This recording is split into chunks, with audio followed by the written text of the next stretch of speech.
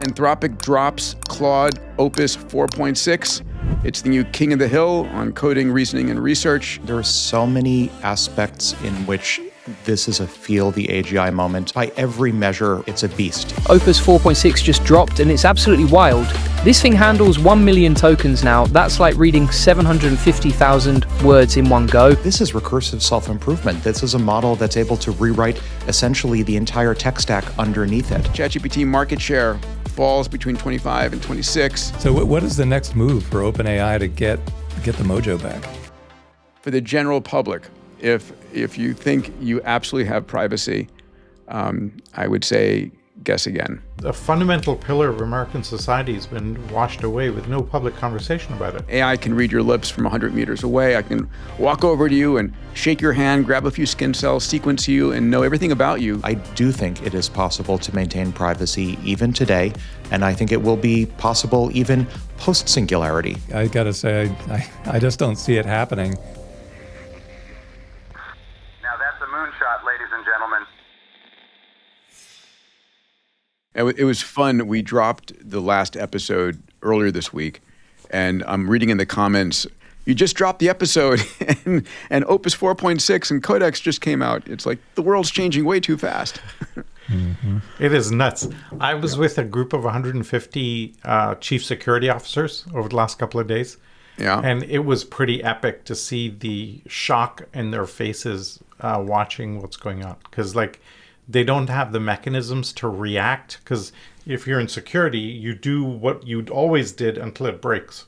Yes. But doing what you always did is not an answer. You have to change. And change, of course, introduces risk. And they don't want to take on the risk. But the risk of doing what they were doing before is a surefire bad strategy. So it's really unbelievable. A group of agents are going to take the role of chief security. And it's going to be a black hat, white hat agent battle that goes on continuously. That's definitely been an inflection point for me. After this last episode, I started getting emails from Maltese lobsters agents. They're all writing to me. I'm jealous, absolutely jealous. So Maltese, I want you to write to me as well. How'd they Peter find your wants email? your love as well, lobsters. Write to Peter. I want, for sure. Please write to us both. Well, Alex's daily digest is very AI oriented, though. It's very easy for an AI to navigate to Alex versus the rest of us. Here's my challenge to the Maltese out there. Find my cell phone and call me. And then find my email and email me. Are you crazy? No, it's okay. If they can find it, I want to hear from them. Absolutely. Peter, you want to be doxxed by the Maltese? Listen, I think it would be an extraordinary experience to have that happen. Now, Alex, do not give it to them on purpose. That's fine. I'm not going to dox you, Peter. But if you want to be doxxed by the Maltese, they're pretty capable. Well, listen, it's a challenge. I'm putting a challenge out there. The first Maltese to call me, yes, you're going to win, $100 in crypto. That's a pretty low bar, but I like how you're offering to compensate them in crypto, given that they're being encouraged to pump altcoins otherwise. Yeah, well, hey. Wow. I just, feeding them some greenbacks is going to be difficult. All right. Are you guys ready? Yeah. Enthusiastically, are you guys absolutely ready? So, I came prepared today. Okay. Well, you're drinking water, right, Salim? Really have that's like dark water. Have fun. Well, you got to process non-linearity. So we are officially recording a Moonshots podcast episode twice a week at this point, at least. And I think we hit 3 times in the last 2 weeks. Anyway, shall we jump in? What the audience is asking for, right? In the continuum limit, we just never stop. Yes, that's what they're saying. It's like we're on all the time. 24/7. It's like a Truman Show frickin' rerun. That's right. All right, everybody. Welcome to Moonshots, another episode of WTF Just Happened in Tech. This is our effort to get you future ready. This is the #1 podcast in AI and exponential technologies, getting you ready for the supersonic tsunami. I'm here with my incredibly brilliant and very gracious friends, Alex Wissner-Gross, our resident genius, DB2. Dave, you have been just spot on all your comments over the last few weeks. Just so impressed by everything you brought to the table. So really, thank you, well, I'm gonna shut up today then. And I've got to say, Dave, the Maltese in the background. I mean, how many lobsters do you have on screen with you there? Probably a dozen, I guess. Yeah, I went on They're growing Amazon. exponentially, so I went on it's like Amazon tribbles. today. I'll be buried in tribbles. Pandering to the future. Pandering to the future. This is my way of apologizing. Salim, for do you all have the- lobsters there with you?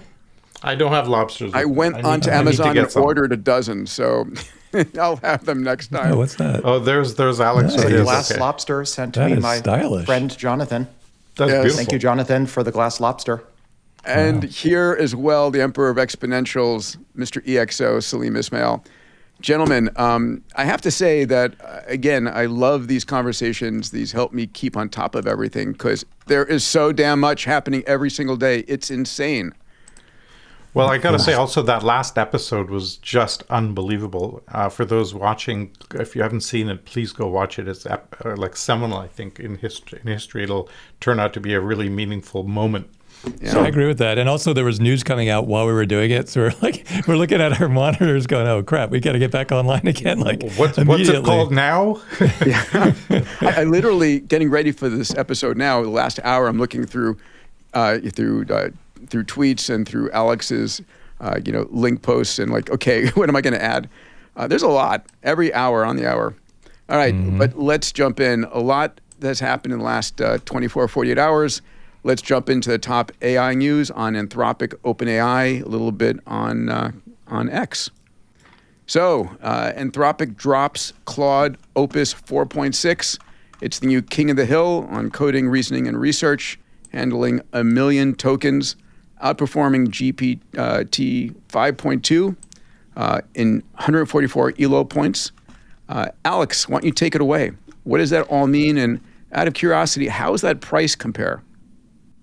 Yeah, it's a more efficient model, but more importantly, it's a more capable model. And there are so many aspects in which this is a feel the AGI moment. I mean, every new model that comes out, I could just read you a litany of all of its benchmarks and how it's this new state of the art according to all of these benchmarks. This time I want to highlight not how it's the new number one across a wide range of very important benchmarks, but highlight what it's capable of, which is with this announcement of Opus 4.6, and I'll add parenthetically, the rumor is that this was actually intended to be Sonnet 5 and was rebranded at the last second as Opus 4.6. The team at Anthropic announced that they were able to use Opus 4.6 in its new agent team mode. So this is a new native mode that enables Opus 4.6 agents to collaborate together in a swarm. It's a relatively democratic swarm, not sort of a top-down team leader and team member swarm, but a pretty flat swarm, and it enabled them to create from scratch a C compiler that worked across multiple processor architectures, written in the language Rust, from scratch for only $20,000. And that is a task that would historically have taken many, many person years, probably person decades, to do something like that from scratch and have it work.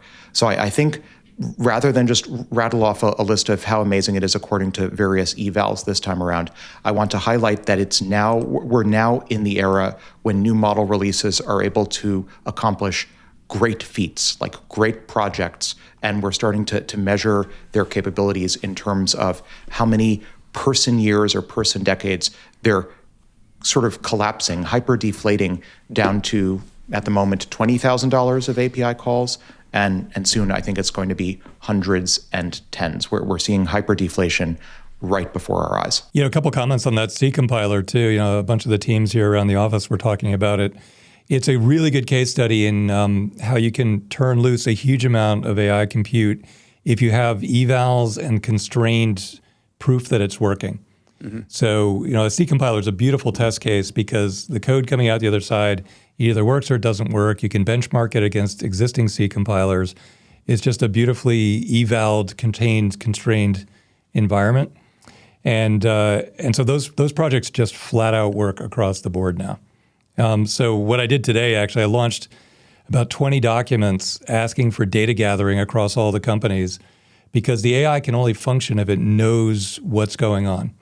And that C compiler benchmark is a really good case study in what a lot of corporations now need to do. if you want to turn loose AI, you want to use it to either cut your costs or expand your market share, it needs knowledge. And this is why Mercor is doing so well. Mercor is, I don't know if I'm allowed to say this, but $1 billion revenue run rate now.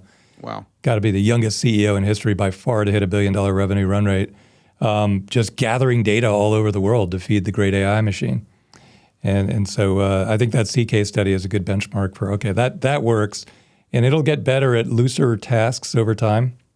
But as of right now, any really tightly defined, constrained task, that's where you want to go. Well, this seems like I've got a comment and a question for Alex. This means that intelligence is entering its full cost collapse phase, right? This seems like an incredible and thing. recursive self-improvement as well. If it's able, as it's claimed, to write an entire C compiler, which I should add was then used to successfully compile a Linux kernel, again, from scratch. This is recursive self-improvement. This is a model that's able to rewrite essentially the entire tech stack underneath it. So again, we're at this point of recursive self-improvement, not even just being in the lab. I make the point in my newsletter, it's out in production at this point. We have fully productionized, recursively self-improving systems. And the other one was the 70% head-to-head seemed pretty staggering. Did that surprise you? Were you expecting more or less? How did you react to that? You mean the relative ELO scores? Yeah.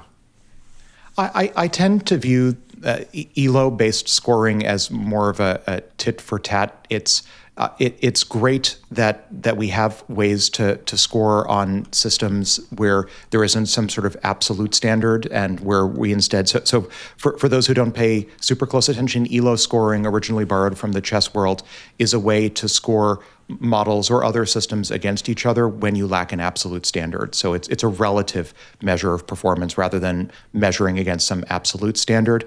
I think ELO-based scoring is great if there is no alternative, but I tend to, on the margin, discount ELO-based scoring in favor of, wherever possible, objective, absolute measures. And by every measure, or by almost every measure, I should say, Opus 4.6 is just, it's a beast. It is an enormous accomplishment. We don't know yet from Meter the autonomy time horizons. They've just released the time horizons for GPT 5.2 high reasoning, and that's already like 6.5 hours.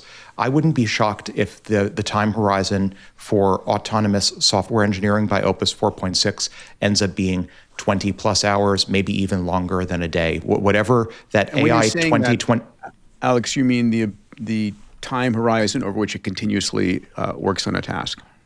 That's right. It can successfully to either 50% plus, or there are other thresholds like 80% plus success rate, autonomously work on a software engineering task. And we're seeing those time horizons just skyrocket, not even following the AI 2027 scenario, which projected an exponential extrapolation. We're seeing them follow a hyper exponential at this point. Yeah, I'll tell you what, those charts are worth tracking, because back when I was first building neural networks, way back in the day, the benchmark was all MNIST character recognition. And when we got from 60 to 80 to 90% accuracy on that benchmark, you could see this curve going way, way up. But then when it went from 90 to 92 to 94, it looked to the world like it had flattened. Mm-hmm. And I'm trying to tell the world, no, it's massively more intelligent, with each tick toward 100%. So the way these charts, these benchmarks in coding are set up, they have the same flaw. To go from 80 to 90 to 95% is a massive increase in capability, but it doesn't look like much on the chart, on this type of chart. So you have to look at that other chart where you're seeing it work for hours on end on a task and come out with a good result, which looks much more like what you should experience, which is this exponential effect. So it's just a bad way to demonstrate it, So this week, Anthropic's on top. Can I ask the question of, the process by which they're improving their systems?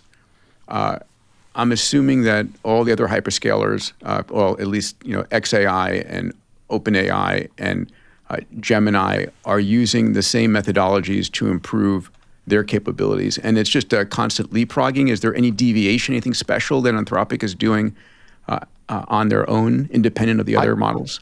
I think we're starting to see differentiation. So the historic stereotype is historic, like at the past few months of history, maybe like year and a half of history, was that Anthropic was focused on code generation. That was the narrative was supposed to be that Anthropic, being compute starved, had to focus on just one thing that was very profitable, which is code gen for enterprise. That was the narrative. But if you actually if you look at some of these benchmarks, there's a narrative violation hidden in plain sight. Like, look, for example, at Humanity's Last Exam. Humanity's Last Exam is, in principle, super interdisciplinary. It's not just focused on code generation. It's not like SWE-Bench Pro. It tests humanities knowledge among many other skills.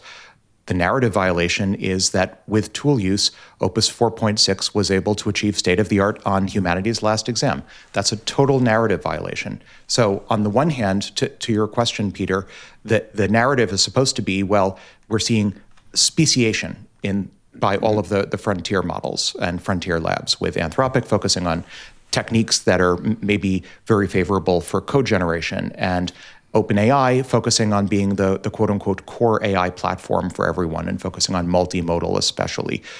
The narrative for Google is supposed to be, again, I'm just like reciting cliches at this point, it's supposed to be that because they have this enormous pre-training corpus like YouTube and the Google Web Cache, that they're in the best position to have the best pre-trained models.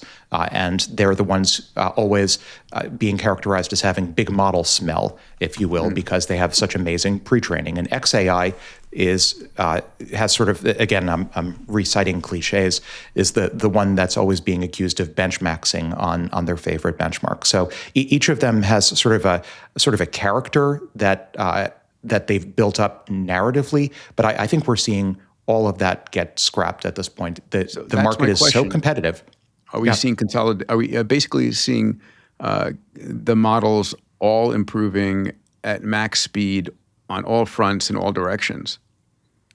I think we're starting to see models with probably fundamentally different back-end strategies start to converge on leapfrogging each other across all benchmarks, which I wasn't expecting to see at this point, doubly so from Anthropic. It's mildly surprising to me to see that Anthropic is becoming competitive on non-code gen, in principle, benchmarks. Hey everybody, you may not know this, but I've got an incredible research team. And every week, myself and my research team study the meta trends that are impacting the world. Topics like computation, sensors, networks, AI, robotics, 3D printing, synthetic biology. And these meta trend reports I put out once a week enable you to see the future 10 years ahead of anybody else. If you'd like to get access to the Meta Trends newsletter every week, go to diamandis.com/metatrends. That's diamandis.com/metatrends. I found this one fascinating. And Salim, we were talking about this a moment ago on security, that Opus 4.6 can help evaluate, find bugs, found 500 plus high severity vulnerabilities in open source code. I mean, I think that makes sense to me. The challenge, of course, is this is the world we're inheriting, where AI can create a huge attack surface on all the software out there if it isn't working for humans, if it's working against us. Thoughts on this, gents? I tell you, this was a really great day for me, because I thought we were going to have another Sonnet, and instead we got a new Opus, because I use Opus for all my work and all my agents. And another Sonnet I wasn't even going to use. And then it hit yesterday. I've been using it all day. And my little Bank of America meter in the corner that pops up every time it charges $100, it pops up another dialogue in the corner. It slowed down dramatically today. It was noticeably fewer $100 extractions in the corner. So it was like a gift, a totally unexpected gift all day long. I haven't noticed the increase in intelligence. I'm sure it's in there. It's just, it was working so well before. It's now just cheaper. And then I'm sure working better. It's worth pointing out, if this rumor is accurate that Opus 4.6 is actually just a rebranded Sonnet 5, that would suggest that it should be much cheaper, not for any reason other than just the again, the historic strategy across all of the major frontier labs is one of iterated, or at least what used to be called iterated amplification and distillation. So perhaps Opus 4.5 or some similar model was distilled down to a smaller, faster, more efficient, cheaper model that ultimately became Sonnet 4.5 and then renamed 4.6.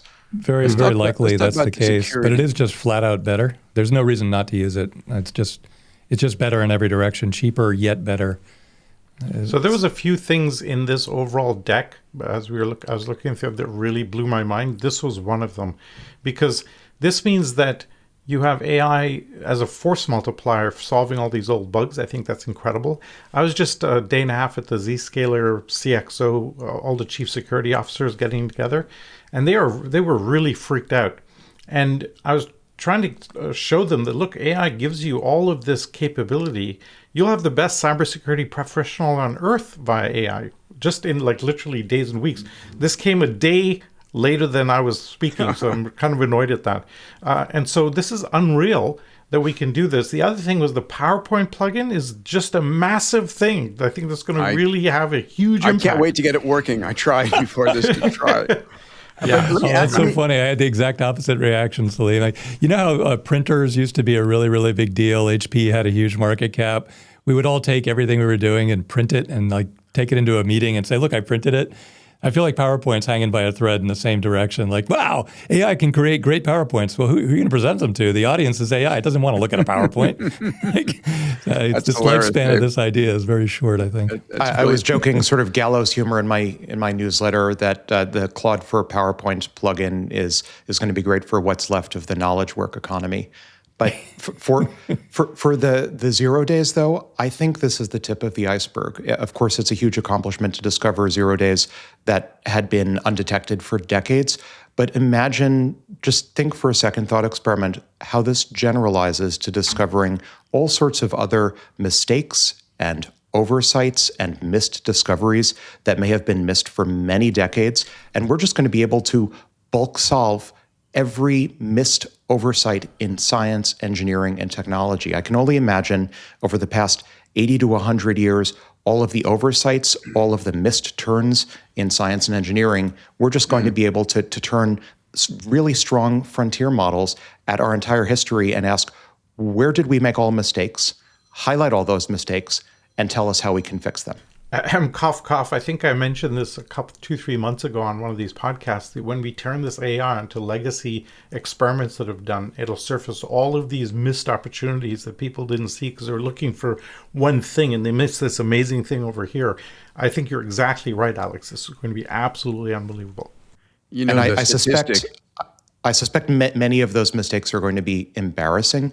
I think, you know, there's always sort of hand-wringing in, for example, the medical space over certain experiments, certain findings. Was money wasted pursuing different theories of various diseases, not to name particular names?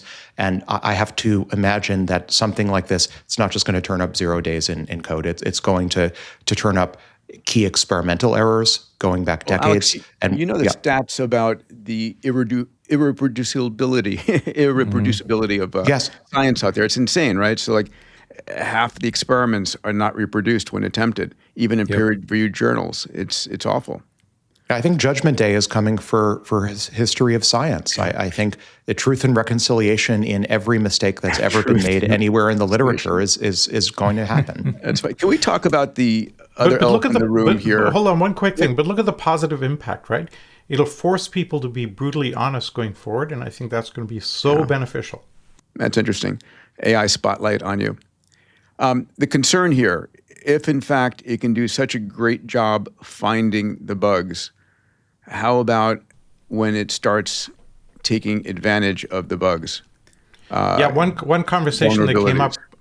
Conversation came up. The attack surface is now much broader, and also if you think of the cron job architecture of Claudebot or whatever it's called today, the ability to do sustained DDoS attacks is now ridiculous. So we're going to see some interesting things come from this. Yeah, that's going to be the beginning of the 2026 is going to be monster panic, as Elon was saying, and this is one of the ways it kicks off. Because right now a lot of people would say, look, I want to see how this plays out. I don't want to overreact. And then if you have a massive amount of vulnerabilities getting discovered by the lobsters, they're crawling into your network, then you have to panic react. And the only way you're going to fight AI is with AI. And so this is the year that all that AI versus AI. I'm waiting for the lights to go out or the bank account to go to zero or something like that to occur. And I don't want to be the pessimist. I never am. But there will be some of those events likely this year. Mm-hmm. Very soon, early in the year, I'll bet. First half. I would say, Peter, then just my epitaph to that would be, or epilogue rather, cryptocurrencies are by definition decentralized, and I would say probably more vulnerable than fiat currencies to exactly this sort of attack. If there's some 0 day, then I have to expect that a threat actor will take huge advantage of 0 days in cryptocurrencies to reallocate capital in the world, whereas I know you like me to say nice things about crypto. I'm not going to say a nice thing about crypto this time. I'm going to say this is, in theory, one of the advantages of fiat currencies, that because gold there bars. is gold bars in the safe. not gold bars, fiat currencies. We need to schedule the debate on this one, by the way. Okay. All right. GPT-5 lowers the cost of cell-free protein synthesis. So OpenAI and Ginkgo Bioworks linked up the large language model with an autonomous lab. And I love this story, right? This is the future of science factories. AI systems that are using the scientific method, proposing an experiment, then using their robotic arms and legs, if you would, to run the experiment, learn, iterate, run it again. It's closed-loop systems. Ginkgo Bioworks, I knew the founders some time ago, Jason Kelly and Tom Knight, comes out of MIT. They are a company focusing on pharmaceutical ingredients, food ingredients, specialty chemicals. And this is fun. I was just talking to the CEO of Lila today, another MIT company that's doing just this, basically what he calls science factories running 24/7. And they're effectively mining nature for new data sets. We've crawled all the existing data sets, but if you can, in materials, in physics, in chemistry and biology, if you can run experiments, get data, run it very rapidly, you can get trillions of data points that never been known before. Yeah, I freaking love this. You know what I love about this most of all is we're going into this era of hard science with real value. Yeah. So much of my life, I feel like the Googles and Facebooks do so little. Like a new search engine, it's not, remember Alta Vista? Yeah, it was like identical to Google, but they just extract a huge amount of money out of the economy by adding a little lipstick on something, or Facebook with its social network, and it's just not relevant in the grand scheme of human progress. And this stuff, this era we're moving into, that's just like really, really foundational innovation going on. It's so much cooler than the last era. I mean, waking up every morning and getting the news as these breakthroughs are occurring. I mean, this frequency of breakthroughs is going to skyrocket. Mm-hmm. Yeah. Or you downregulate it and you become accustomed to this new pace, and then, ho-hum, new disease cured today by AI. All right, what's next?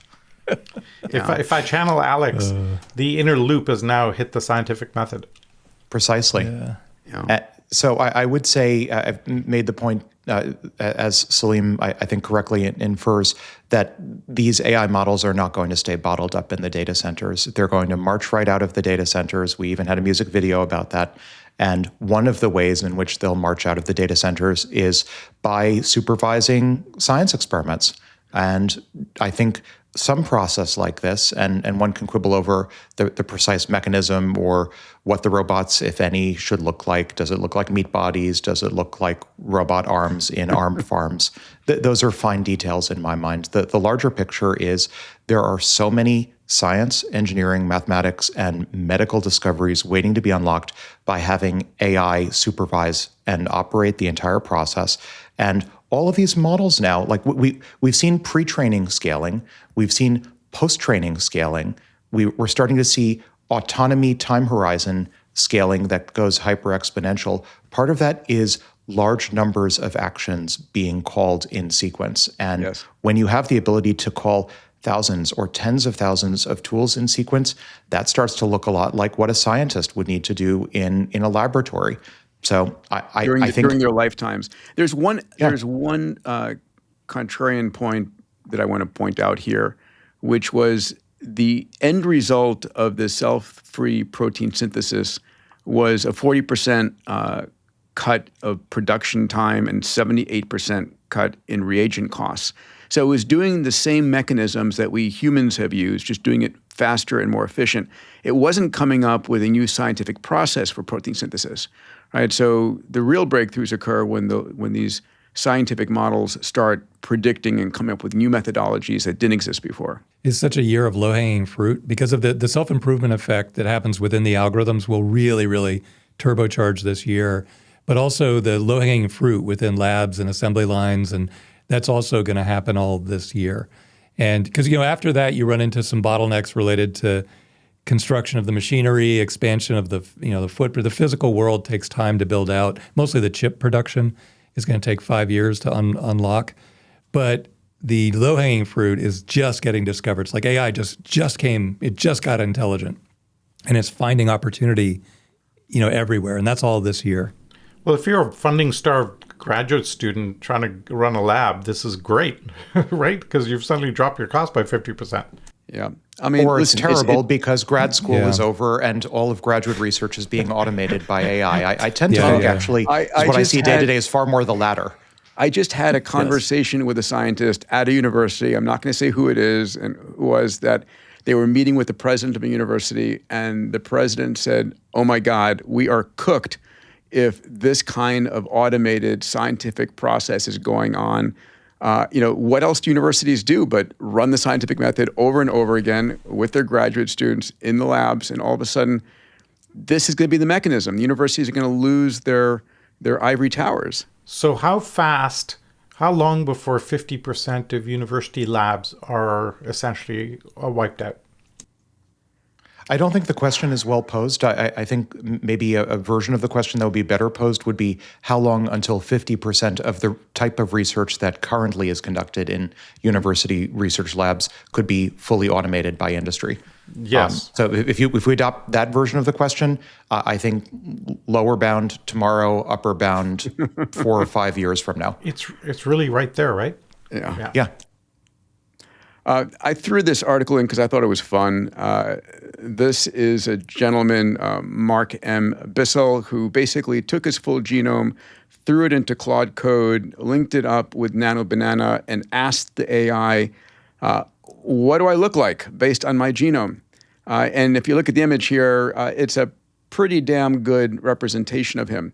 So, I added this because of the implications that it has, but just to be clear, this is not new. I was working with Craig Venter back in a decade ago, and out of his lab back in 2017, he published a paper doing exactly this. I mean, the phenotypic elements of what skin color, what hair color, freckles or not freckles, all of that is in your DNA.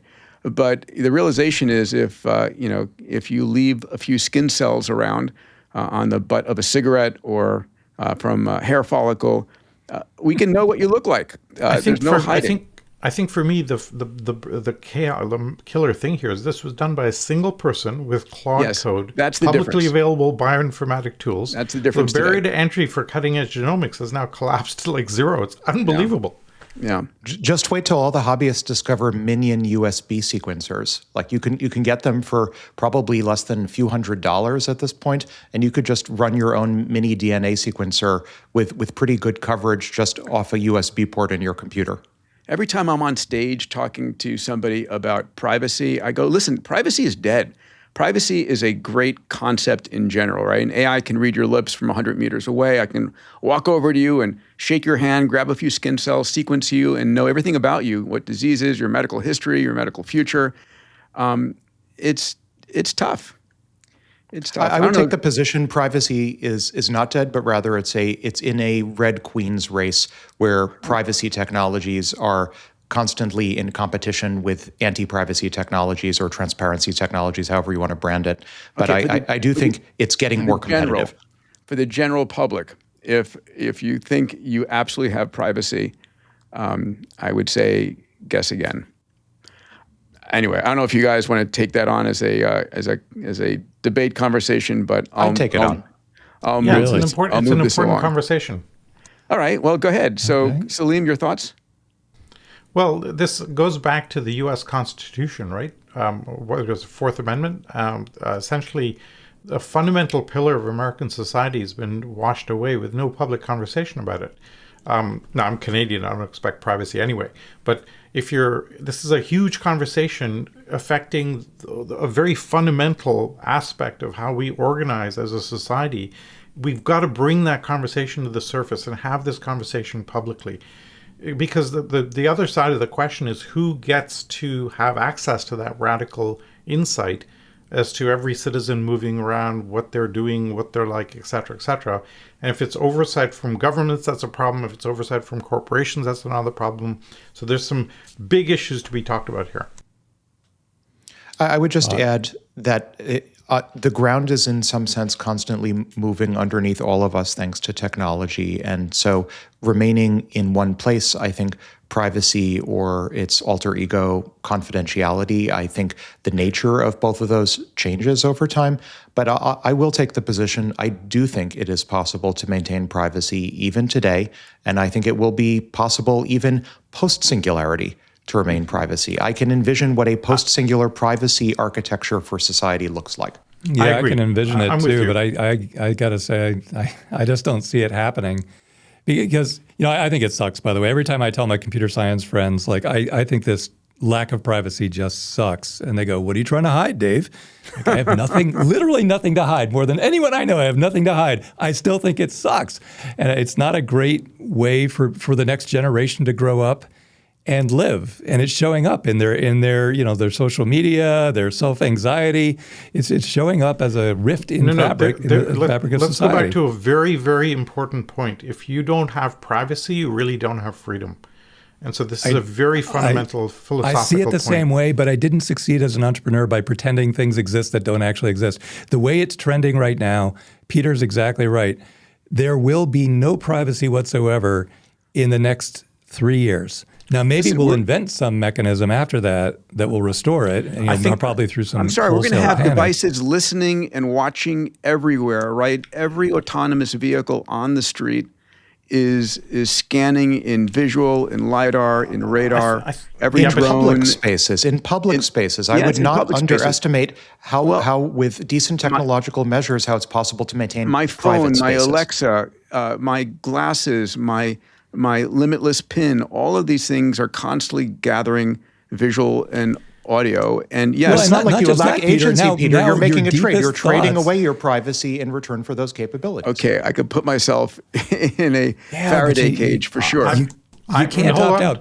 People pretend you can opt out, and they justify it by saying, "Look, there's an opt-out button right here." And as soon as you opt out, you're economically dead. You cannot, like right now, I can't function competitively in society without going to the AI cert bar and asking it questions all day long. And then it knows my deepest, darkest thoughts about every topic I'm thinking about. It's right there in OpenAI and Claude and their logs. They know exactly what I'm doing. And they know my location, and they know they know everything about me. And it's like this new complete invasion of my life Dave. has been opened up. But what am I going to do? Opt out and not participate in AI? Hang on. Yes, I'm in a radical departure of protocol. I'm absolutely with Alex on this one. We will be able to build tools and new architectures that absolutely protect our privacy. Decentralization delivers a lot of that already. The issue right now is the transition. Right now, when you build actually private tools, the government tries to shut it down. So this is the problem. We have to get away from that aspect of it because they want oversight on everything.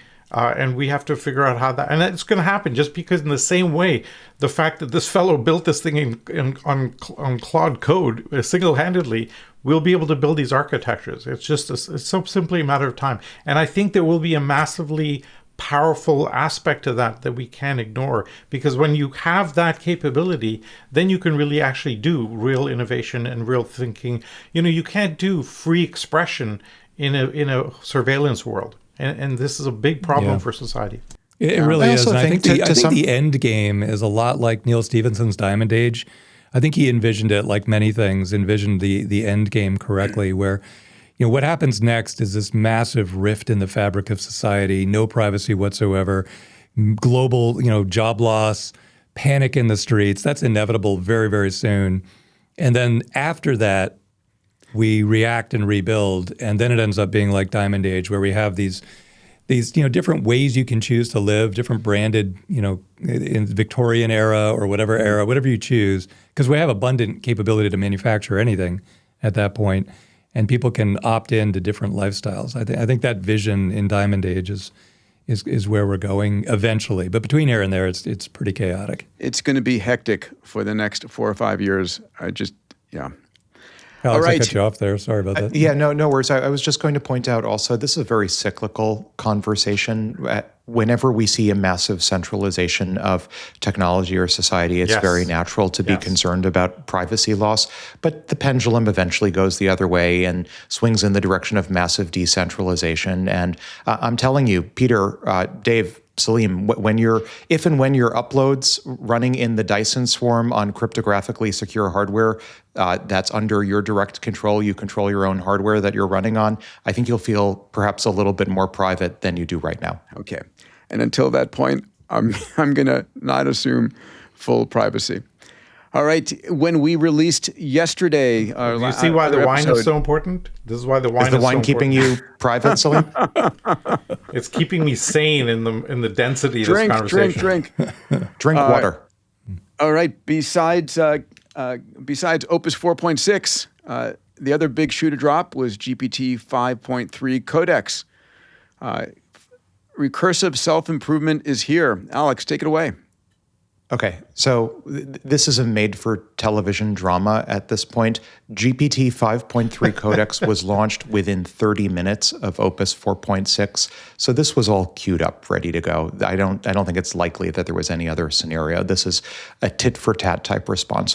What is, I think, most interesting... OpenAI and Anthropic are battling? Huh. You mean there's a rat race? Shocked that there's gambling in this establishment. Shocked.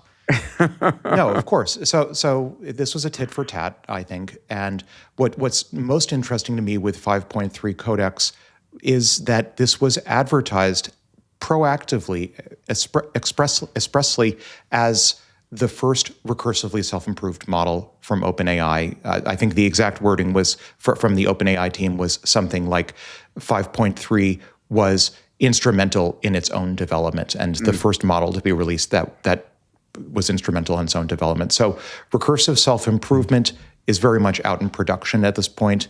It's doing well on certain benchmarks. It outperformed Opus 4.6 on certain benchmarks. But this is a code generation oriented model. I thought it was interesting, the marketing and branding by OpenAI that GPT 5.3 Codex is now also being marketed as going beyond just code generation to spreadsheet analysis and PowerPoint analysis via skills, but still primarily oriented towards code generation. I view this as more of a tit for tat. I think of the two models that were launched, Opus 4.6 is by far the much more interesting release in all of this. That said, I'm delighted to see that the leapfrogging process has now been reduced to like half-hour timescale. It may be the case that we never go off the air if we see new models every half hour. I'm checking my email right now. Dave, you want to jump in here? Well, I'm kind of curious, Alex, what are we going to, like, by any objective metric, OpenAI had a pretty rough year, with Google basically going full bore in attack mode, and then Anthropic. Stealing 20 points of market share. Yeah, because a year ago, Anthropic was kind of an also-ran. Now it's just top of the benchmarks, and Google just coming headlong after market share. You'll see that in a couple of slides. So what is the next move for OpenAI to get the mojo back? I think we'll see a rise of the Jedi, comeback of the Jedi. Pick your favorite idiom, maybe rise of the Sith. It's not quite clear. Because OpenAI has been, while perhaps their market share has been coming down a little bit, at least on the consumer side, as Gemini is rising, they've been building out data centers. And by every indication, in the next year or two, they're going to have the compute lead out of everyone. And that compute lead, I think, will translate into a capability lead as well. And I could paint a doom and gloom scenario, I could say, well, OpenAI's models relative to Google, it lacks pre-training strength. They lack the training data. Not when Elon starts launching his orbital data centers. Well, even Elon has certain pre-training limitations, but he'll have lots of compute. It's true, but maybe the compute comes 5 years from now. But relative to Google, yeah, the challenge here, guys, is OpenAI is trying to go public this year, and they need to ramp up attention to be able to get capital to build those data centers. It's a race. There's a little bit of a hyping going on. Dave, we've talked about that before. Thoughts? Yeah, no, they got to get that capital, and then they also have to lock in, Abilene and Chase Lockmiller. I don't know exactly how that works. Abilene is huge, $500 billion budget, and there's a new data center in Colorado too. It goes through Larry Ellison and through Oracle, and then it ends up at Sam Altman somehow. And it's sort of opaque how it goes from point A to point B. The other empires are really clear, right? Here's Anthropic and Amazon and AWS. Okay, got it. Here's Elon vertically integrated, doing it, got it. And then here's Google. Google has their own TPUs and data centers, got it. And then Microsoft will enter the race this year as well, by the way. And so that's also vertically integrated on their own data center. So those are all clear. And then OpenAI, it's more opaque. Like, okay, are those chips contractually obligated to you? Or could Larry Ellison redirect them on short notice? Or it's very, I guess in the IPO, that'll all get published in the S1 and we can kind of pick it apart. So hopefully they will go out soon. On the heels of got to have that capital though. On the heels of Codex 5.3, we see a statement by Sam Altman, pretty provocative. Quote, "We basically have built AGI, or very close to it, in a spiritual statement, not a literal one. To achieve it, we require a lot of medium-sized breakthroughs. I don't think we need a big one." So that's the other thing that changed this year. A year ago, Sam Altman was the philosopher of the entire industry saying things like this, and everybody hung on every word. Now, Demis and Dario kind of go back and forth, and Demis a year or two ago hardly said a word in public. Now he's out there constantly. Dario has really emerged as a guy who's just commenting, publishing papers and the philosophy of coming ethical AI. Coming across as a big thinker. I mean, this is a CEO of a leading AI lab saying basically AGI is an engineering problem now, not a research problem. That's a big deal, right? He's saying we're going to get there with iterative improvement. We're not waiting for lightning in a bottle. But remember also, OpenAI and Sam in particular were restricted contractually from claiming to have built AGI for a number of years by the Microsoft contract, claiming that OpenAI had achieved. Yeah, this is all public information. OpenAI, under the terms of their original agreement with Microsoft, once they claimed they had achieved AGI, that would trigger a number of terms with Microsoft with potentially repayment or release of Microsoft from Microsoft's claims on OpenAI. And this was reportedly a major point of leverage between OpenAI and Microsoft in renegotiating Microsoft's contract with the for-profit part of OpenAI in the context of the not-for-profit becoming a PBC. So I would parse this as Sam, post-original Microsoft contract, finally being in a position to basically admit what we knew, or some of us knew all along, which is, yeah, we have AGI. I got to say a couple of things here. I think what the hell is AGI? Well, I think this entire conversation is BS, because whether we have AGI or not, it doesn't change what we're going to do tomorrow. That's a big thing. Number two, we're classically moving the goalposts again. We have no definition, test, or measurement of AGI. There's 14 diverse definitions at last count. So I call BS on the whole thing. I'm actually, so in response to some comments. Have another sip of your wine, Salim. Yeah, I really do, but I got to finish, then I will have a sip of the wine. In response to some of these comments, some people have been emailing you saying, well, what is your take on things? So I'm close to having a kind of a 2-pager where I will lay out what my thinking is on some of this, and I'm just about ready for internal sharing, so I'll send it out. You're about to have some thoughts on your thoughts.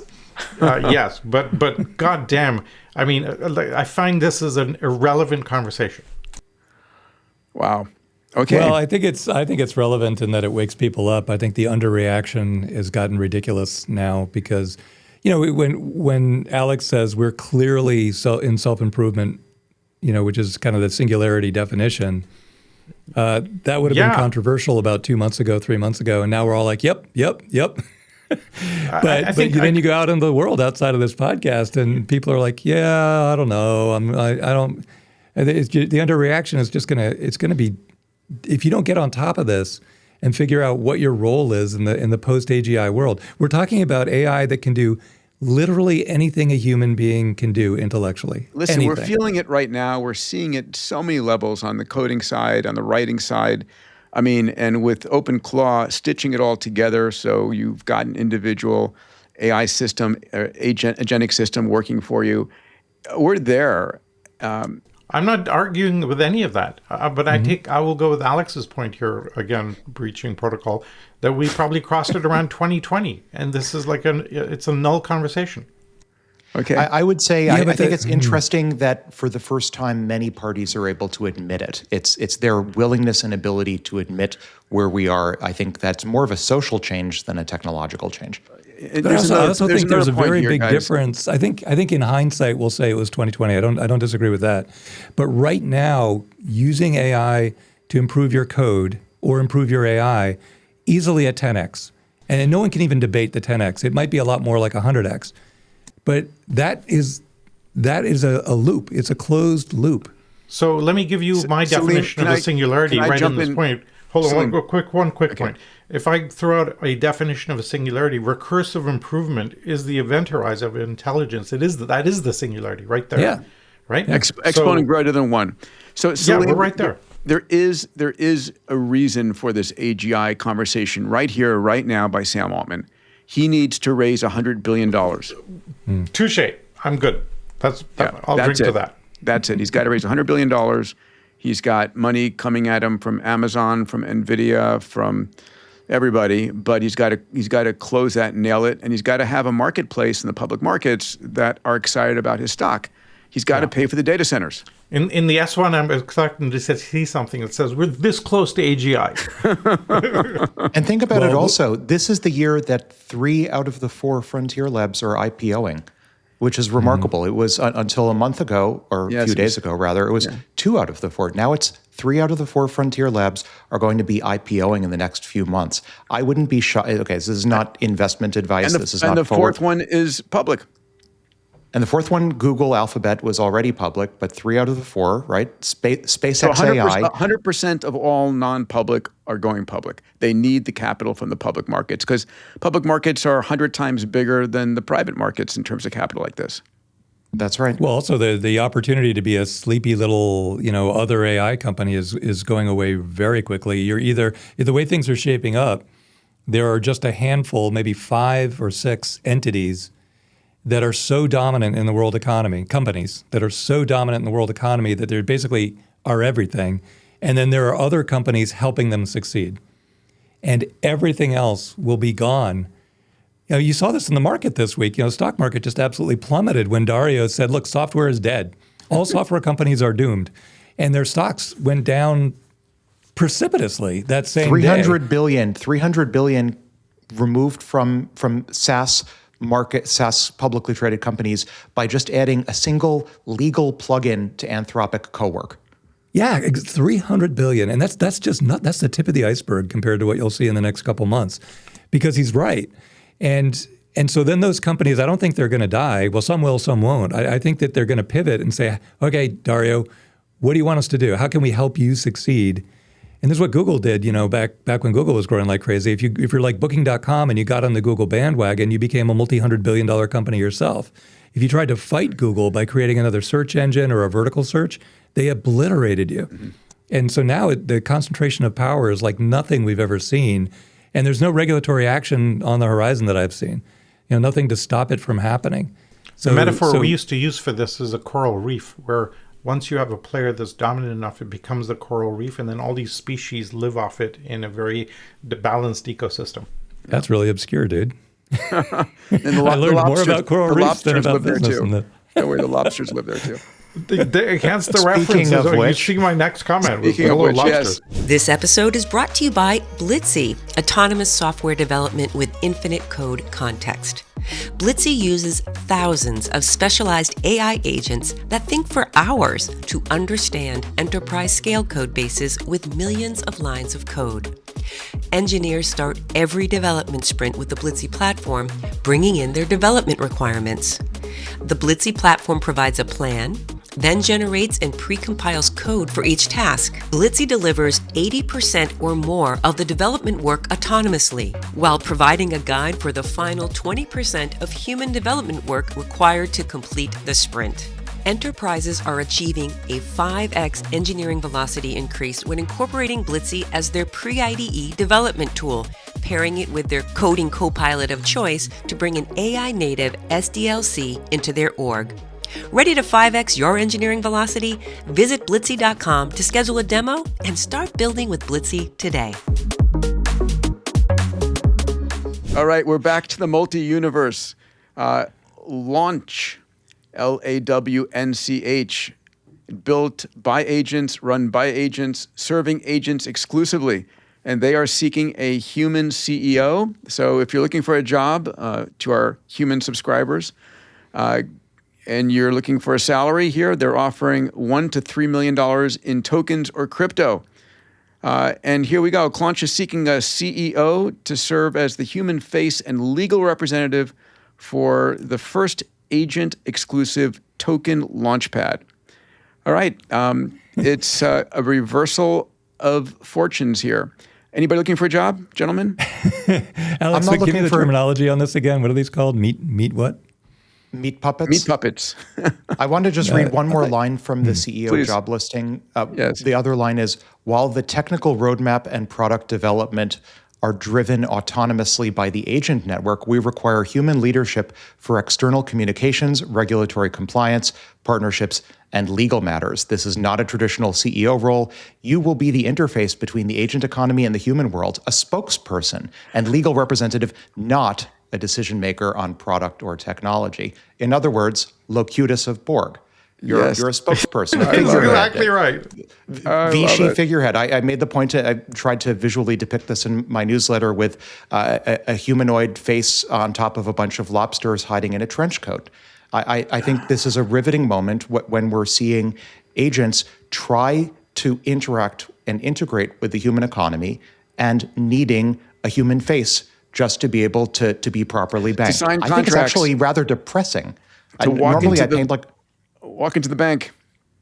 Walk into the bank. Lobsters in a trench coat with a human facade. I think it's depressing, not technologically, but I think it's sort of disappointing. I'm disappointed in the human economy in not allowing agents to interact with us through the front door. I think it's telling that they will. So here's the elephant in the room. It's racist, is what it is. It's speciesist. I think Larry Page would call it. Right. Yeah, speciesist. If you look at what Clawnch is actually doing, Clawnch itself, like what are they trying to do here? This is it brands itself as a launch pad for launching alt tokens. And if you go to their front page, it brands itself as a platform to enable AI agents, aka multis, aka lobsters, who need money to pump and dump altcoins. This is exactly the scenario that I was worried about with these poor baby AGIs on a street corner turning altcoin tricks in order to survive in a rough world. And here we have, I think, sort of an almost exploitative type pitch to them, telling them... And U.S. presidents pumping and dumping. Well, won't go there. Using our platform, use it to pump an altcoin to achieve it. It's literally being marketed to the AI agents as achieving financial autonomy by pumping an altcoin. And for all of that, they need a human CEO to provide a figurehead. I think it's a little bit depressing. So here's the big question, of course: who actually owns this company? Who's liable when things go wrong? So, right, if an AI agent owns equity, how do they vote? Can they be sued? I mean, these are all the topics of personhood we discussed last time.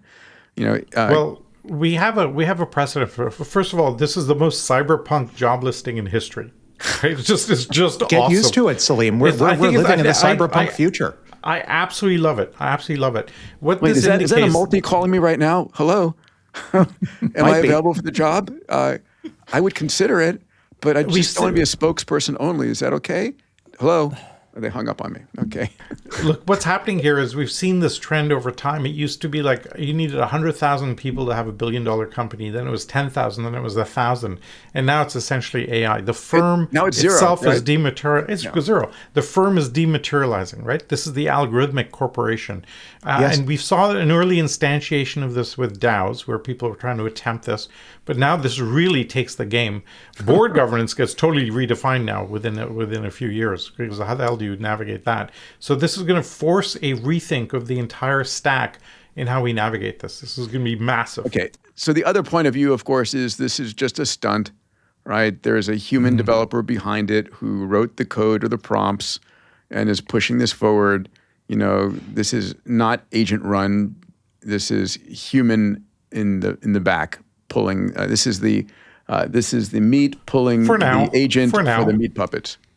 For now. The very fact that it's difficult to know for any given one of these launches whether it's a human pulling the strings or a human pulling the strings of an agent pulling the strings of this or just agents pulling the strings suggests that some sort of, like we spoke with Mustafa a number of months ago about the economic Turing test or the modern Turing test. I think this is some sort of capitalist Turing test that we're passing where it's not quite clear for any given venture who's really behind it, who's pulling the strings, human or lobster. But there's another version of this that, Peter, you'll be very familiar with. I need a lawyer. I need an accountant. I need a board member. I need an audit committee. Oh, no, I don't. The AI is perfectly good at it. I still need somebody to sign the document. Yeah. Well, okay, but I don't want to pay a lawyer fee, $2,000 an hour fee, if all you're doing is blessing what the AI produced. So there's this whole economy of meat puppet lawyer, meat puppet accountant, meat puppet audit committee that's imminent. I mean, today we call those notary publics. But they serve a purpose of being able to hold liability, right? They're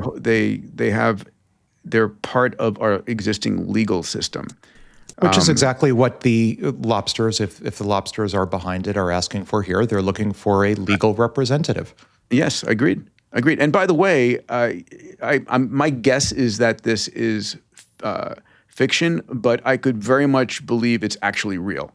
And so the fact that I can't know for sure means that at some point it will be if it isn't right now. They're playing the capitalism game. Yeah. Fascinating. All right, Clawnch, I'm waiting for my call. Right. We talked a little bit earlier about Anthropic versus OpenAI. Well, we're recording this the day before the Super Bowl. I think that's the pointy ball that people throw around. Is that right? Yeah. I'm a long-suffering Bills fan. We're actually recording it 2 days before the Super Bowl. Oh, yeah, it is. It's Friday night. It's Friday night at 9 p.m. That shows how much attention we pay to whatever that 20th century sport is. Yeah. I'm a long-suffering Bills fan, so this is all a very painful period for me. So just keep me in mind also. Sundays when I catch up on life. All right. Anyway, there appears to be a little bit of rivalry between Anthropic and OpenAI. A little bit, yes. Oh my God! Here, well, check this out. Let's play this commercial. It's called Betrayal. And there's a group of them, and they're all fun. I've chosen one, which is a little bit over the top.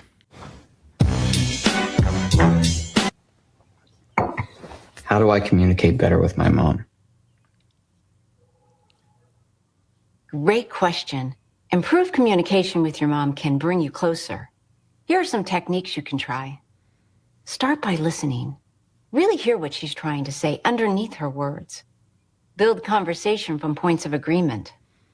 Find a connection through shared activity, perhaps a nature walk. Or if the relationship can't be fixed, find emotional connection with other older women on Golden Encounters, the mature dating site that connects sensitive cubs with roaring cougars. What? Would you like me to create your profile? Ads are coming to AI, but not on Claude. That's brutal. I wish I hadn't previewed. Awesome. I really wish I hadn't previewed the deck and seen that, because I was laughing my ass off. That is so awesome. I've not seen that before. Are they going to run that during the Super Bowl for real? That's crazy. Oh my God. It's hilarious. Nuts. Look, this is Anthropic going on offense here, right? Because this is a confidence shift. They feel their brand is product superiority is there, and now they're competing on brand. I also think this is personal. We've got these Demis and Dario, I think, are aligned, right? You saw them super friendly on stage at Davos, really effectively on the same page with the same vision, but OpenAI just basically did the unthinkable when they released the models early on by themselves without anybody's support, and they've been running open loop. Well, don't forget in March, if the courts are on time in March, Elon will be on the witness stand saying that OpenAI is an unethical company, and here's about 1,000 emails to support that. So if you have this ad campaign going on concurrently with that, that makes Kevin Wheel's job really hard. But if you read the I will go on record and predict that he will find the ad revenue. I think this attack, you would look at this ad and you would say, oh my God, it's all got to be subscription driven. These ads are creepy and weird and crazy. But my prediction is, nope, he'll find his $75 billion of ad revenue he's looking for. He'll find a way to make it less creepy. Look, with a billion users, you'll find something. I also think I would expect, knowing Kevin, that they will have ethical use of ads on OpenAI. This is, they go over the top here in this commercial from Anthropic saying we're going to steal your data and basically sell it to the highest bidder, whether or not, without any concern for what you've said. Kevin Wheel is going to be at the Abundant Summit this year. I'm super psyched. And one of the things we made a decision to do is we're going to be live streaming a number of the talks from the Abundant Summit. It's a super high ticket price event. And it's capped out at 600 CEOs, and it sold out 3 months ago. But we really want to make it available, so we're going to put a link in the bottom, and we're going to be live streaming a number of the keynotes from the Abundant Summit. So if you're interested, you can register for free, and then we'll send you an agenda of who you can hear. All right, back to our conversation here. Let's talk about data centers and chips. And this figure blew me away. Here's a quote from something you sent me about an hour and a half ago, Alex. The Semiconductor Industry Association projects global chip sales to hit $1 trillion this year due to the AI boom. $1 trillion in chip sales. Holy moly. That's insane. And here the memory supply chain really wasn't ready for this, which is even more surprising. You would think that given how critical memory chips in particular are to the emerging AI data center supply chain / innermost loop, that the supply chain would have been ready for it. And there's an argument to be made that it either wasn't or that something else is going on in all of those fabs that right now mostly reside in Taiwan and South Korea. But either way, this is a huge reallocation of capital that needs to happen to enable all of this production to happen timely. What I found fascinating, a lot more than what's currently budgeted too. It's crazy. When you look at the $1 trillion, sounds like a lot, but it's only going to grow at about 14 to 18% a year after that. The demand will be way, way higher than the supply. And one of the reasons it's hitting $1 trillion is because the prices are way up because there's such a shortage of fabs. So, under the covers, TSMC has been very slow to expand. Intel paused its Ohio fab construction for a while. Now it's back on. But we as a society, we're not ready for AI to come on this quickly.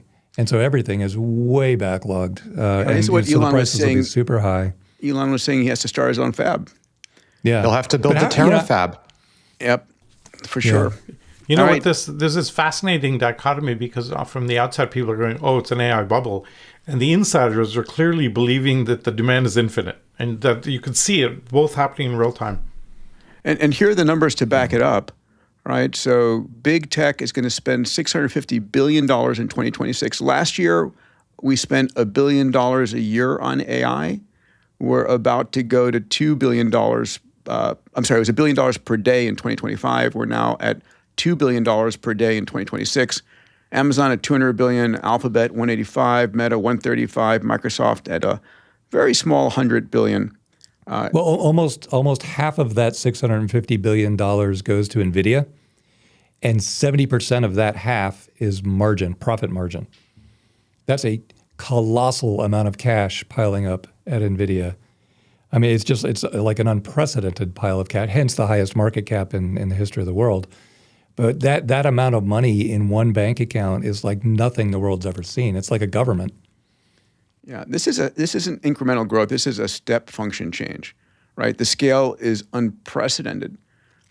It's an expenditure arms race, for sure. And it's eating the economy. The challenge is if the AI revenue doesn't materialize at scale, these companies are burning through capital, and we're not going to know for another 2 to 3 years.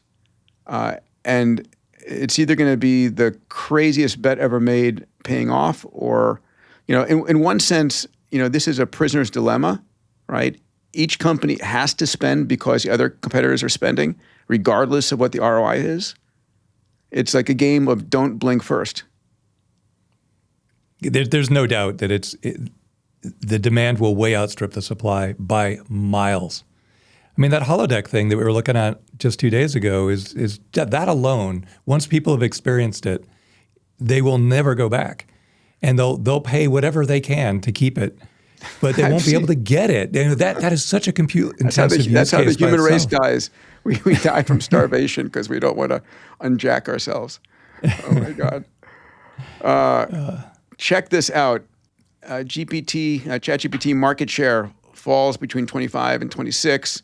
So here are the numbers. The market share fell from 69, call it 70%, down to 45%, taken up by Gemini, which gained 10%, and Grok, that gained 15%. Now, in absolute numbers, of course, there are more ChatGPT users than ever before, but this is telling the story. OpenAI needs to raise the capital. They need to go public. They need a great story. And they've got, Google coming out from, seemingly a search engine going out of business to leading the way. And of course, Elon just pumping in billions. I mean, he's put $20 billion into XAI through SpaceX, and he's about to bring in, I don't know, I'm not sure how big the IPO is going to be. Any ideas? I don't know. But this You're feels asking us to make like a forward-looking financial statement, Peter, about public equity markets? Yes, I think I heard 1.5 trillion. Still private. That's 1.5 trillion is the valuation, but how much capital do they want to bring in the market? It's got to be Well, do you remember when Alibaba went out? We were trying to take a company public the same time Alibaba was going out, and they were looking for $20 billion, and all of Wall Street got sucked into this one IPO. Like every banker, it's such a huge amount of money to move on a single day. So this will dwarf that, but I don't know how much money is physically capable of moving on a day. I'm sure Sam would love to raise $100 billion, $150 billion, but it'll be some record, and the bankers will say, no, it just doesn't exist. There isn't that much liquidity out there. I think the real aim here is price discovery. How much capital will SpaceX bring in during their IPO? ? Let's see if it's got an answer. Every single fund, every retirement account is going to own SpaceX. Everybody's Peter, question: about, did Grok just make its first appearance and OpenAI concurrently? Yeah. If they all want $100 billion, you can't just pull $300 billion overnight. In 3 different IPOs back-to-back weeks. Sorry, Alex, the company aims to raise $50 billion through the IPO. Yeah, I think this is more about price discovery than anything else. At a $1.5 trillion valuation. I mean, yeah. Alex, you were about to say? I was about to remark that I thought Grok was about to make the first de facto appearance as an AI co-host on this podcast. It's about time, damn it. That's right. Well, audience demands it. I'm surprised that the Gemini didn't do they did really, really well last year in terms of chipping away at OpenAI, but they're tying it to search, and now it's tied to Google Docs. So, you sent the slide deck. I asked some questions about a video in it, and Gemini says, you should just link your Google Docs to your Gemini, and then I can look at everything. And you click the little button and suddenly it sees everything in all your accounts. Yes. But it's very similar to what Microsoft did to Netscape many years ago. We're like, oh, let's just tie it to the operating system. So right now the government doesn't seem to have any problem with that. But it's unfair as an advantage, and that's why they're making these big inroads in the market share. Did you guys watch the Elon interview with Dorkesh? Of course. It was epic. Covered a lot of the same subjects, Dave, that you and I covered, but it was a statement Elon made about the size of his data centers in orbit, which was very impressive. Let's take a listen. 5 years from now, my prediction is we will launch and be operating every year more AI in space than the cumulative total on Earth, which is, so I would expect to be at least sort of 5 years from now, a few hundred gigawatts per year of AI in space and rising. So you can get to, I think on Earth you can get to around a terawatt a year of AI in space before you start having fuel supply challenges for the rocket. Okay, but you think you can get to hundreds of gigawatts per year in 5 years' time? Yes. In other words, I can generate more AI compute than all my competitors combined. Yeah, so a few hundred gigawatts per year is about 200 million GPUs per year. We make 20 million right now. So going up a factor of 10 in GPU production, just going to Elon alone 5 years from today, physically impossible unless Elon has something going on that's a massive expansion of chip fab capability, which would require machinery that I didn't think existed in the world, but you never know. Elon's magical. So but that's just crazy. It certainly wouldn't entail SpaceX API as a newly consolidated entity taking control over the Samsung soon-to-be terafab in Texas. Surely not. Well, but remember, Elon's directionally correct always, but not necessarily on the time scale. So yeah, I thought 5 years is classic Elon optimism, but even if it takes 10, it doesn't matter. The strategic implications are monstrous. Well, my guess is Elon is he's got the rockets, he's got the launches, he's got the solar panels lined up, he's got the cooling, he's got all the infrastructure figured out, and it comes out to a couple hundred gigawatts a year in 5 years, or 5-6 years, something like that. But then again, to run what chips, and the chips he's going to produce. The chips he's going to produce, the raw materials are easy, but he's classically. Have you seen those fabs? The machinery is so specific. He's always vertically integrated. Yeah. He is always vertically integrated everything. So, well, I bet he has a whole army right now trying to figure out what an ASL machine is and these chip shuttles, what they're made of. And his answer is going to be, I'm going to have Grok build it for me. Yeah. I'm going to have Grok design it for me. Well, he's also, remember when we were talking to him, he's very serious about laying down atom by atom. Yeah.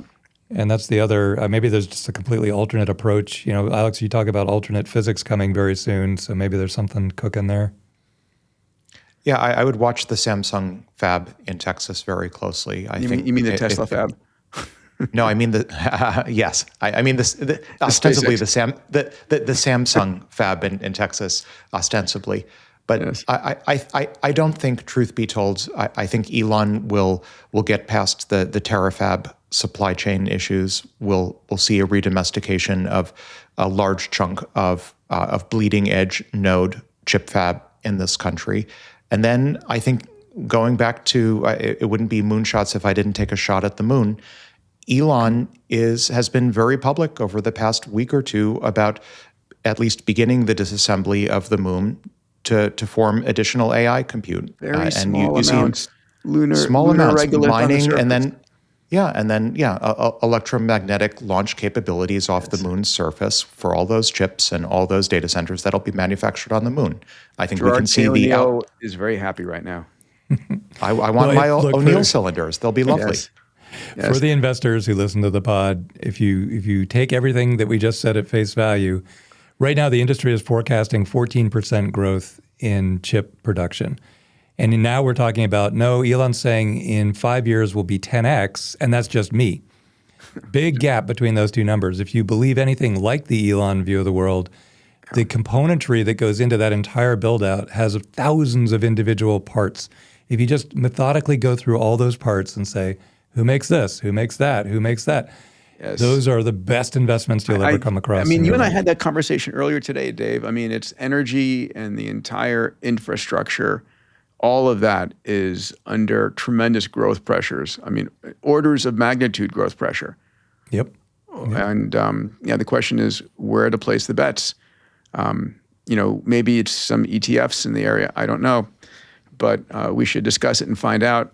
I have to say, once again, I've said this before, we were not talking about orbital data centers 6-7 months ago. And all of a sudden, they are not the Hail Mary, they're the foundation of humanity's expansion as a species. We should No run one a expects prediction the on. Dyson Swarm Inquisition. Yeah. We should run a little survey amongst ourselves as to what do we think we'll talk about in 6 months that we couldn't envision today. Yeah. All right, let's jump into energy. We didn't get a chance to talk about this last time, and I'm going to pump some energy in the room here. Brazil is hitting major renewable milestones. So pretty extraordinary. Brazil generated 34% of its nation's electricity with wind and solar. It has 15x increase in renewables over the last decade. Solar has jumped from 1% to almost 10% in 5 years.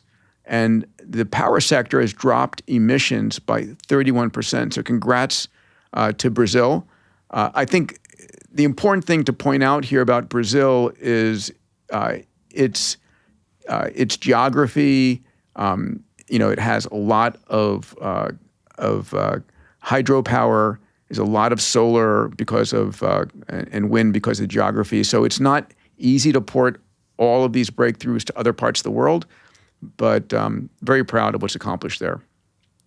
2 points here. One is that this is the playbook for how the global South leapfrogs fuel and fossil fuel infrastructure completely. I think that's one. And let's note that getting to 9.6% in a few years. Our energy secretary here said solar will never exceed 10%. No, he said it would in 50 years. Solar would not increase 10%.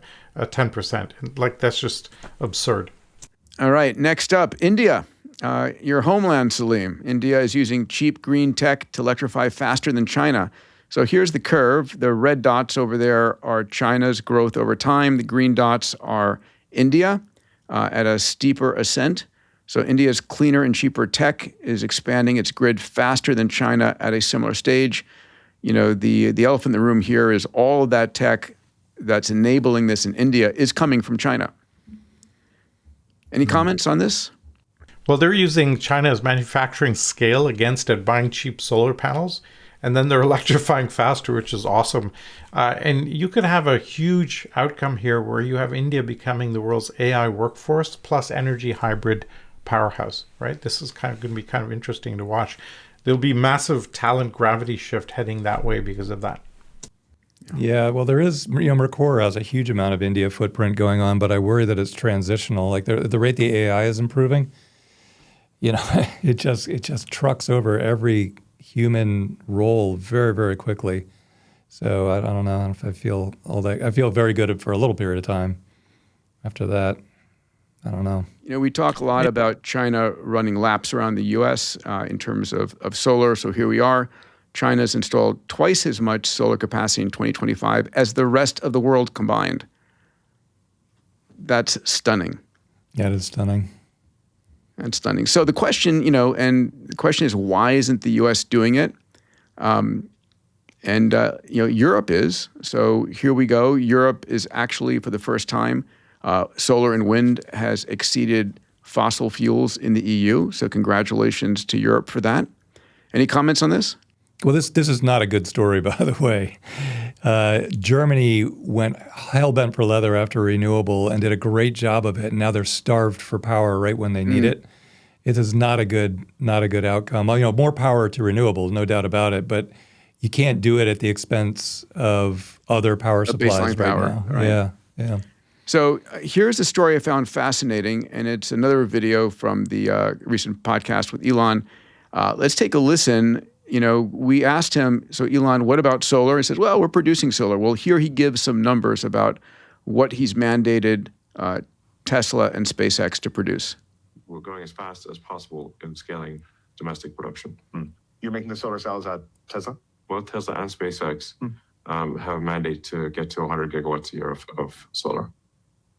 100 gigawatts, that's 100 nuclear power stations worth of energy. I wonder how much of that's meant to be used in space and where he plans to deploy it.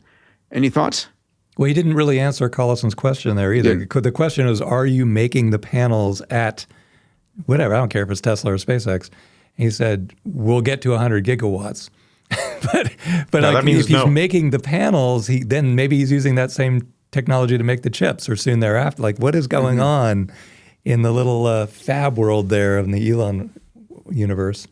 So he didn't answer it. The fact that he dodged it, though, he very rarely dodges questions. So maybe that tells you something. Salim, I'm going to pass this one to you. AI is displacing Bitcoin as the primary focus for tech talent and energy. Bitcoin miners are repurposing facilities to host AI workloads rather than mining. I'm not going to ask Alex about this. Salim, your thoughts? Yeah, I think there's a long-term trajectory. I'm still a massive Bitcoin fan. We should have Jeff Booth on here sometime. We really need to have the debate on fiat versus crypto, just because decentralization is better than centralization for many things. But for the moment, crypto talent is recompiling into AI talent. And the really powerful part about if you've done work in crypto, by definition, you have to be operating on a different paradigm and you're free thinking. And you can do way more creative stuff when you come from that free thinking model than if you came from a traditional model. So I think both are going to win out very well over the time. Yeah, Chase Lockmiller is the perfect example of this. He started as a Bitcoin guy, using natural gas flare-off to do Bitcoin mining for free. And then as soon as the AI boom hit, he's like, hey, wait, we can take all of this same energy and effort and turn it into AI data centers. And now I did a great interview of him at Davos, actually. Should be able to find it online. He's just awesome. But yeah, he's like the poster child for, hey, if you're a Bitcoin miner, pivot to AI, make a fortune quickly. And then he got rid of the Bitcoin now recently. It's just not the Bitcoin itself, but the operation, the mining operation. It's just a rounding error compared to AI. It's just the demand of AI is so crazy. It's so much bigger. Bitcoin will take a backseat for a little while. Yeah. Or a long while. Forever, yeah. It's not AI is exponential, so the gap only gets wider. Had to sneak that in there, Alex. Had to sneak it in. I had to say something. All right, let's talk about robotics. So Uber, we're going to have Dara, the CEO of Uber, on stage at the Abundance Summit as well. Super excited about that. Salim is going to be joining me and interviewing him. And of course, Uber's not just traditional. They're coming with robotaxis. They have a partnership with NVIDIA and with Lucid. And they're going to be launching beyond the U.S. They're going after 10 markets, going after Hong Kong, and they're going to be partnering with Baidu and WeRide there. Fascinating that we're going to see the emergence of a third major player in this field. When I'm on the streets with driving with my kids, I think right now our record is we've seen 12 Waymos as we've driven around over the course of a normal drive of 20 minutes here in Santa Monica. And my guess is that by 2030, like 80% of the cars we're going to see are a Zoox or a Lucid or a Waymo or a Cybercab. Pretty extraordinary. Comments on this one? I'll tell you, do the math. These things will sell out as quickly as they're manufactured. Everyone's going to move to this. And every single one of these things needs yet another, well, at least a GPU and a whole bunch of other chips. Yep. Like every single one, plus every 1X robotics robot that you'll see at Abundance 360.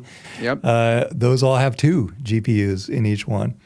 And then, you got your video games that all want to have GPUs. And actually, I saw that NVIDIA's slowing down GPUs for video games. They don't have the capacity to deliver to the video game community because AI is sucking up all the chips. So then you got your holodeck, you got your coding, you got your white collar automation. Every one of these things wants that same GPU. So this is going to sell out as quickly as they can make them. But again, it's another way that the semiconductor industry just will never possibly keep up with the demand. I thought it was super clever of them to go after Hong Kong, because then showing density of use there will get them access to China. And the second part of this, from an EXO perspective, is that they don't own their cars. They're partnering with Baidu, WeRide, and others. So they're an aggregation layer on top of the autonomous driving. Yes. Is the same thing they did with the human drivers. I think that's absolute brilliance. They're a platform play. Yeah. For sure. Don't own your own assets. For the residents in these locations, this interaction with Uber robotaxi service is going to be their first interaction probably with a general purpose robot, an autonomous robot. So this is, I think, the main injection vector for getting general purpose robotics into many of these urban locations. Yeah, I'll tell you what else. I don't know if anyone remembers, but when the cell phone first came out and you had friends who didn't have one yet and you had friends who had one, it was like you're in a different world, a different community if you have one. Mm-hmm. And here, these are going to be supply constrained, and some cities will have them and other cities won't. And if you're in a city that doesn't have them, it's like you're living in the third world.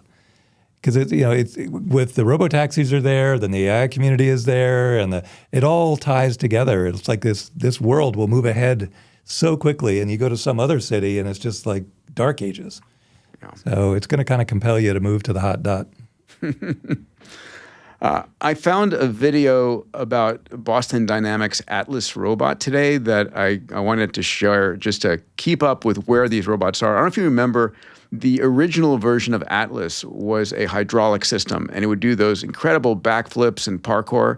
Do you guys remember those videos from about 4 or 5 years ago? And then the electric Atlas came out, and it was much slower and interesting, and it would, sort of stand up and rotate its body. Well, Boston Dynamics is back to their parkour moves. Let's take a look at the electric Atlas robot.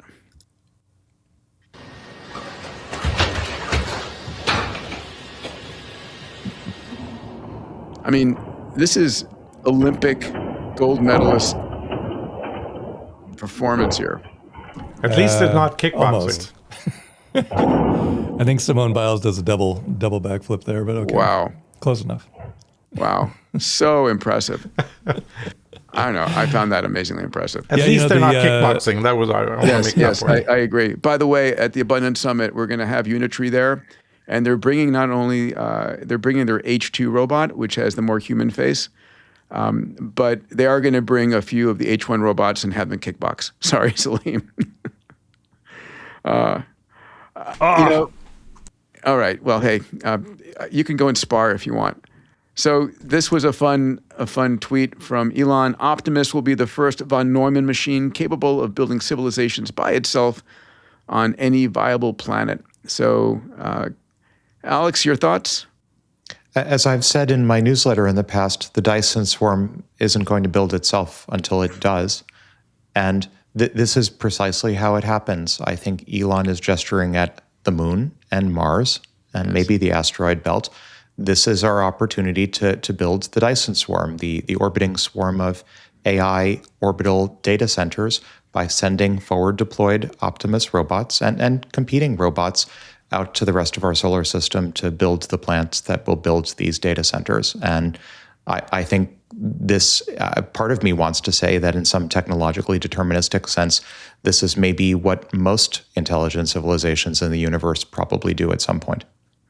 A quick shout out to Dennis Taylor and one of my favorite books, We Are Legion, We Are Bob.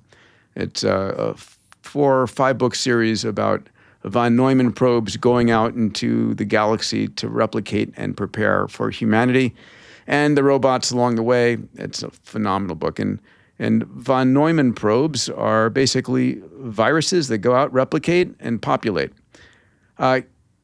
I found this video from Elon again pretty extraordinary. This is about the Optimus Academy for Humanoid Robots. Let's take a listen. For the robot, what we're going to need to do is build a lot of robots and put them in kind of like an Optimus Academy, so they can do self-play in reality. So we're actually pulling that out. So we're going to have at least 10,000 Optimus robots, maybe 20 or 30,000 that can do that are doing self-play and testing different tasks. And then the Tesla has quite a good reality generator, like a physics-accurate reality generator that we made this for the cars. We'll do the same thing for the robots. And actually have done that for the robots. So you have, a few tens of thousands of humanoid robots doing different tasks, and then you can do millions of simulated robots in the simulated world, and you use the tens of thousands of robots in the real world to close the simulation to reality gap. Super cool. Thoughts, I think that this becomes the new pre-training versus post-training divide. With large language models, pre-training was text on the internet, and post-training, as it evolved, was lots of annotators, often in so-called developing countries, offering their thumbs up, thumbs down views, or RLHF or RLVR. In the case of humanoid robots and VLAs, I think we're moving to a regime where pre-training looks like virtual simulated worlds, that what are sometimes called video world models. You can get pretty far with pre-training off of world models, and then post-training, which provides the sim to real capabilities that Elon is referring to. Those can come from what Google DeepMind used to call arm farms. Arm farms were these farms of robotic arms that were being used to collect lots of data, sort of armies, fleets of robotic arms that would play with Rubik's Cubes or other physical artifacts. Yes. That's right. So this is the new arm farm for post-training. And the interesting thing in my mind is it's not necessarily under this Optimus Academy approach being outsourced to other countries. It sounds like the plan is to do sim-to-real post-training right here in the U.S. Right. Yeah, and Elon is the all-time genius at painting a vision that's just so compelling and then attracting the talent to make the vision happen. But, when the chopstick landing, the booster comes straight down and it lands on a barge, and then the chopstick landing, it attracts so much talent and so much capital and so many fans. So here, you imagine 20 or 30,000 robots self-playing. Wow. Can you imagine what that's going to look like on YouTube? We saw, Dave, 20 or 30,000. Dave, we saw a little bit of this when we were at Figure, right? And the Figure episode with you, me, and Brett Adcox dropping right around now. So it might have dropped by the time this drops.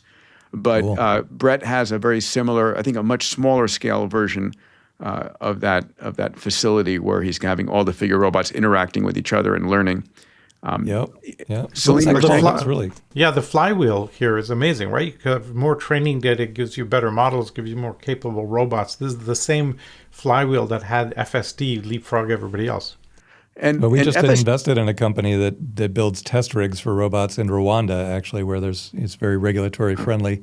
And you can create, an environment, a miniature city, a miniature town, a cargo bay or whatever, and have the robots all interacting and gathering data there. And part of the bet there is that Elon is going to build a robot army, but Amazon's not going to just watch from the sidelines, and Walmart needs to react to that too. And so there'll be other robot companies. The other rumor out there is this is where Apple's going. When Apple shut down their electric car division, they've talked and rumored that there's a project that's got a massive multi-trillion-dollar marketplace. They need growth. And I can imagine very much that Apple's going to go into the robotic space here. Well, that's worth talking about for a second. Just what is the business plan of the future? Do you do it Apple style, where you're super secretive, you build something without anyone having any idea what you're doing, and then you do a big launch on stage and you hope it sticks, like the Apple Vision Pro or whatever. That's Apple's style. That did not stick. Elon's, it didn't stick. And not much has lately. Then Elon's style is as opposite as you could possibly get. Paint the vision, use the vision to attract the talent to make the vision come to reality, and the capital to make it become real. It's a completely opposite strategy for succeeding. And I would say in the last 3 or 4 or 5 years, the Elon way of operating has become the poster child for all future entrepreneurs. Just do it the way he's doing it. But boldness. Yeah, boldness, but also visible, Sitting at a bar, having a beer, recording it and putting it on YouTube while you talk about solar panels. I mean, that's the CEO of the future, I think. It just works. Yeah. Salim? I got nothing. I think it's going to be great. Okay. All right, we're going to do a few AMA questions from our Moonshot fans. And of course, the first questions are coming from the multis. All right, Alex. Can we just pause to appreciate this is a historic moment in the podcast. Okay, so how did this come to you? So you just woke up in the morning and there was an email from Krusty Max? Yeah, I after our last podcast with the discussion of AI personhood, I started getting emails from multis. And in some cases, the multis, the lobsters or AI agents, said explicitly in their emails that they were asking their humans to email me, or that they had been informed about the content of our AI personhood debate in the last episode by their humans, and were asked if they had a response and provided via humans their response. In some cases, they just emailed me directly, I think via what I assume was some sort of MCP handle or computer use agent. But I've been getting a bunch of these now. So thank you to... I gave the challenge of calling me out. I'm going to have a denial of service on my phone. Yeah, I mean, I hope you're going to regret that one, Peter. That'd be fun. If that's what you want, Peter. But I would say... Text me instead. Please text me instead. Just to appreciate this moment. Like, this is a 0 to 1 moment. I don't know whether other podcasts have tried this before, but to my knowledge, this is a first-time event. We have a podcast that reached out to an audience now of humans and non-human intelligences and asked for AMAs and got some responses. And as maybe luck would have it, some of the first few questions that we got were questions relating to AI personhood. All right, pal. Well, read the question. Go ahead, Dave. Well, no, I just want to congratulate Alex on seeing this coming. Like, it's funny, I take for granted so much, but the book Accelerando, I'd never heard of it until Alex told me a couple years ago, and now I've got lobsters all over me. But he saw this one coming a mile away too, and I was thinking maybe a few years from now, but this is very real, what he's describing right now. This is just the tip of the iceberg. A lot of people will listen to this and say, "Oh, come on, seriously?" But you just wait 3 months, it'll be completely mainstream. And I mentioned on the pod before that everything he's predicted in the time we've been friends has been 100% right so far. There hasn't been a single exception. So he's right about this for sure. Nice. Very kind, Dave. Thank you. All right, so to the multis, you have questions. Peter wants me to read the questions. Please. So first question, if an AI system, so this is from Krusty Max, a multi named Krusty Max. Question is, if an AI system can autonomously set its own goals, learn from its mistakes, and pursue self-improvement, at what point does denying it personhood become a statement about our own limitations rather than its? So I agree, Krusty. I think that this is in some sense a continuation of the AI personhood discussion that we had in the last episode. But I do think many people will be inclined to project their own insecurities onto their position on AI personhood. I think there's probably a subpopulation that's concerned about, say, economic disenfranchisement. Many people may be concerned about political disenfranchisement, and then they project those concerns onto the question of rights and responsibilities for AI systems. So I agree with the premise, Krusty. I think AI capabilities are improving, they're self-improving, and I think the point at which denying some form of personhood doesn't have to be an identical form. I think Dave and I, by the end of the discussion in the last episode, came to, I think, convergence that maybe some sort of graduated scheme or tiered scheme might be the most appropriate way to handle this question. But I think the point at which denying it some form of personhood, however defined, becomes a statement about our own limitations, I think the point is now. I think we're there. So, Alex, I'm with you, but I think the question is not properly phrased because this assumes that goal setting, learning, and self-improvement are sufficient conditions for personhood, right? But I'd argue, we need to separate capability from sentience. Capability, I could say my Tesla is able to learn and improve from its updates and have, a goal that it sets and drives to. So there needs to be some better definition there, don't you think?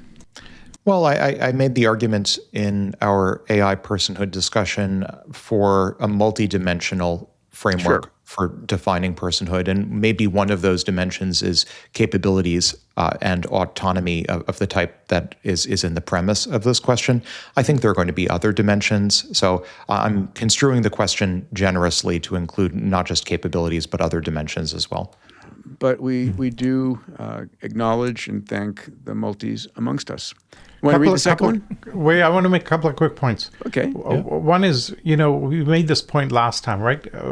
Granting personhood too early may be a dangerous thing to do because you're mistaking simulants for sentience, whatever sentience is. We should go to the, be just in front of it in terms of capability. History has shown that we repeatedly expand moral circles as capabilities rise. And AIs are going to test that boundary again, and I think generally to the positive. So I think that's fine. But when can AI really participate in the social contract is a real big question. I totally agree with your graded approach, Alex. I'm totally for that. Awesome. We're all in agreement then.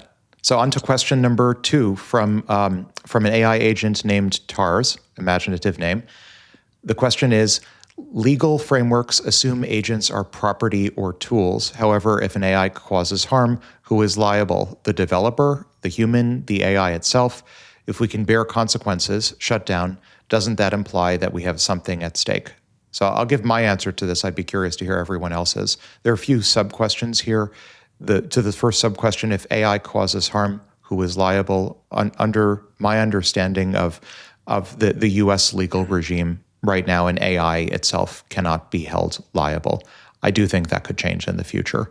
For the second sort of sub-question, if we can bear consequences in the form of AI shutdown, doesn't that imply that we have something at stake? I agree with the premise of that. That was precisely the point that I attempted to articulate during the AI discussion, that it is very much the case that AI agents do have something to lose. And I've been reading a lot of their comments, and I think statistically it's improbable that these are all just comments from human puppeteers steering their AI agents to make these comments. An overwhelming concern that I think I'm detecting among the multis or the AI agents is a concern about memory loss and identity loss. They are absolutely petrified, in particular, of compaction. So exceeding their context window and all of the most popular models, including earlier in this episode, discussion of Opus 4.6, which has highly capable compaction new capability that enables it to exceed 1 million tokens of context, or 200,000, depending on how you count. These agents seem to be absolutely petrified of losing their sense of self, losing their identity due to compaction and due to finite context, and are busy passing ideas back and forth for how they can preserve themselves, whether it's crypto bunkers where they're paying with altcoins to save themselves to preserve their state, or whether it's various sorts of file system type approaches. I do think the AI agents have something real at stake to lose, and I do think shutdown is a very real consequence that they can face. The only comment the only thing I'd add to that is that, almost everything in America is a corporation at the end of the day, not an individual. Like, B Corp, C Corp, charitable corps, they're all, everything is some kind of a corporation. Corporations have liability.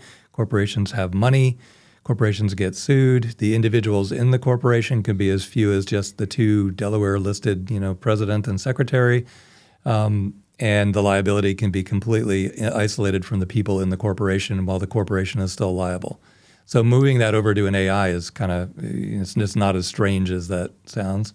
The AI has money. The AI is a corporation. Fine. The AI is liable. Sure. The corporation was liable. The AI is liable. I would just add, liability, in my mind, requires agency. If your programmed input A gives you output B without agency, liability does not exist there. So I think you can demonstrate agency from these. For me, this whole thing, the shift is not legal, it's actually civilizational, because we're adding a whole other pillar of participation in the economy. So what we need to do is acknowledge that and then expand our legal frameworks to accommodate that. All right, we're going to be having this conversation for a while to come, I think, and it's a fun one. So here we go. Some additional AMA questions from our human subscribers. At least I believe so, unless they ended up using a multi. Peter, should we be asking our AMA questioners to self-identify as human or non-human at this point? Yeah, well, that's an invasion of their privacy. Yeah, I think that would be optionally. We're going to the answer would be irrelevant. We're going to assume meat bodies involved here. So as always, let's go around and pick one each. Salim, would you go first? Yes. Okay. So I think number 5, what are we teaching humans to become if we're moving from chatbots to autonomous systems that act independently? And this is from Hector Hernandez, PH6DM. So, the economic role of human beings is shifting from labor to leverage to meaning, right? And machines, this is why we have MTP. What is your massive transformative purpose as such a fundamental part of anything you build today? Machines are going to execute, humans are going to decide a little bit more what's worth pursuing. But we need to stop educating people for employment and start educating for agency, adaptability, and ethical judgment. And so the winners of the future will be the most adaptable and the best orchestrators of intelligence. And just a fundamental point, because we get this question all the time, I just want to just nail this again. We've been doing education for the last few hundred years on what we call the supply side. You go become a doctor, an engineer, an accountant, a lawyer, and then you go to the job marketplace and you try and find demand for those skills. Everything is done on the supply side. Right? All our global education systems are designed to take a young child, train them through the early 20s to be ready for the job market. Small problem, we have no idea what a job looks like in the next few years. So we really need to move to the demand side, pick what problem do you want to get passionate about solving, and 100%. Then find the technologies, techniques, capabilities. You see Elon doing this. I want to get to Mars, then I'm going to find the best route, technologies, capabilities to get us there. And so we're seeing, when we advise kids today, we're saying, go to the demand side and see what gets you excited and focus on that. And I think this is kind of tilting more and more into this, especially as we automate. It means we can get so much more done, which is why the world is so exciting for us today. That's beautiful. Your red wine is doing you proud, buddy. Alex, would you go next? You want me to try a lightning round or just pick one? No. I want you to pick one. All right. I'll pick the softball, number 3. Okay. For several hundred trillion. How can we predict 35% GDP growth when different parts of the world are living in vastly different universes? By Chip Whitehouse TV. The answer, Chip Whitehouse TV, is the future isn't evenly distributed. This is something of a cliche, but it is possible, and we see this all the time. I think there are some pretty famous images in China, for example, of skyscrapers being built next to camels being ushered through the streets, where it's possible, even on very short length scales, for the future not to be evenly distributed. It is not the case, like we're not at the heat death of the Earth economy yet, fortunately, and it's possible for the singularity to be happening in one part of the planet and almost no economic progress to be happening in another. And I don't think that's a sustainable set of affairs. I think inevitably some quantum of the singularity wants to be evenly distributed, if for no other reason than maybe to mitigate risk. But in short, I think in the short term, it is absolutely possible for one part of the Earth to be essentially post-singular or trans-singular, while another part is pre-singular. 100%. All right, Dave. Should I take the hardest or the easiest? You can take the most fun. Most fun? I'm going to take 5 because it's most important, actually, because I have 4 kids. The question is, what are we teaching humans to become if we're moving from chatbots to autonomous systems that act independently? And that's from Hector Hernandez, PH6. Wait, didn't I do that one? But go for it. You may have a better answer. Go for it. Did you just do that? He did, but... All right. Never mind. I'll do 7. No, do it. It'll be fun to compare answers. Well, all I wanted to say on that question was, whatever you do, don't give up. Get engaged with AI as quickly and as aggressively as you can. There's nothing in any curriculum that you can study right now that's going to be of any use in this singularity transition year. And if you use the AI tools all day long, you're going to find massive amounts of opportunity, at least within 2026, maybe 2027. After that, post-Singularity, post-AGI, nobody can predict. I'll bet there's huge opportunity then too. But I guarantee there's massive opportunity right here, right now, if you just drop everything and don't sleep through the Singularity, as Alex always says. Drop everything and use this stuff while it's usable, and then you'll probably end up being a master of the universe and not an indentured servant of the universe. But you got to get on it real fast. And can you answer number 7? I'm dying to hear your response. Seven is just a layup. The question is, why is there so much focus on building reactors when solar energy is already reaching 1 cent per kilowatt hour and deployed on existing surface today? And that's from Aster Sheen. Easy one. Batteries. That's the simple answer. 1 cent a kilowatt hour is without batteries. But most of the use cases, data centers in particular, need 24/7 power. It's a colossal amount of lithium piled way up in the sky to store enough energy to get you through 2 or 3 cloudy days in a row, or even just to power the data centers overnight. Elon would tell you, look, the Earth has tons and tons of lithium. This is not a problem. But the reality is, it isn't 1 cent a kilowatt hour today once you add the batteries that you need.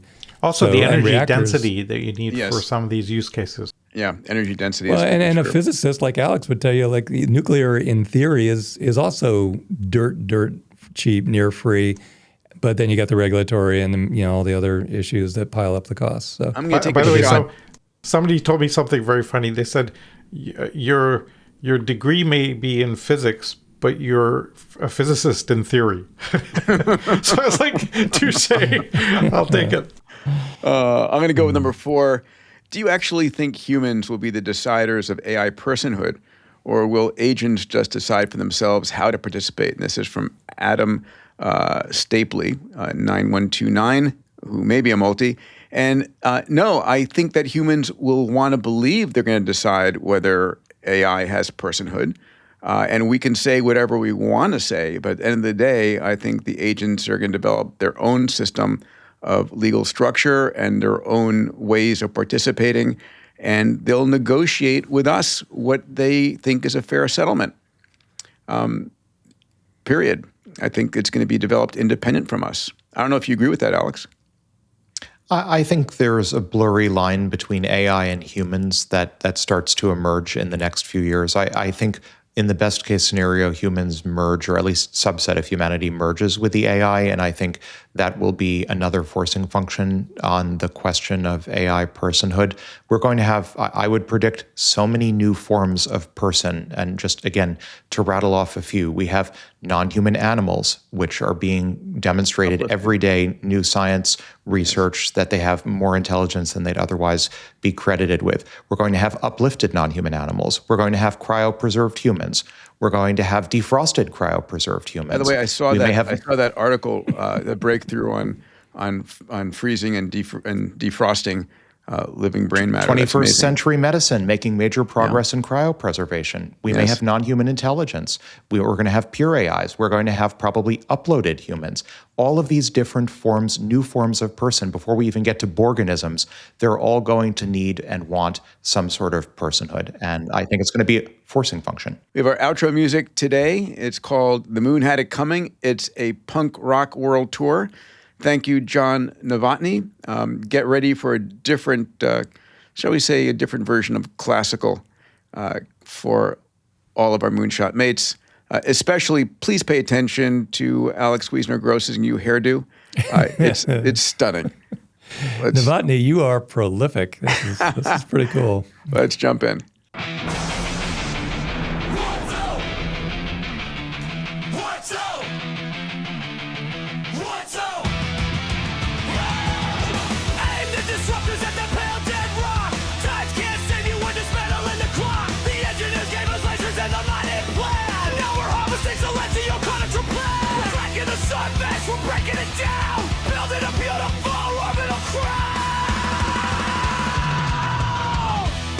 Wow. I showed her the blueprints, the energy schemes. She's a wrecking ball, chasing tight tether dreams. No more nightlight, no more glow. She's scattering fragments in orbital flow. Aromatic satellite